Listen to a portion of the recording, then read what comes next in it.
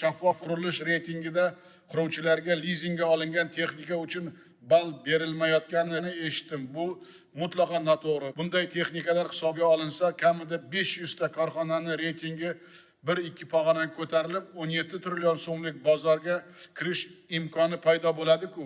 Hidoyatov 2 oyda lizingga olingan texnikalar elektron bazasini ishga tushirib, shaffof qurilish tizimiga integratsiya qilsin va ball berishni boshlasin.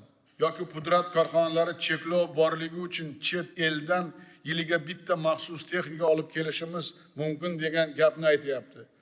Samadov, Norqulov bir haftada bu cheklovni bekor qilish bo'yicha qaror kiritsin. Umuman Toshqulov, Vahobov, Salom Samadov, Abdumo'min Bo'riyev 3 oyda qurilishga ruxsat olishdan boshlab foydalanishga topshirishgacha bo'lgan barcha jarayonlarni tahlil qilib, talablar, muddatlar va to'lovlarni 2 barobargacha qisqartirish bo'yicha yangi qaror kirgizsin.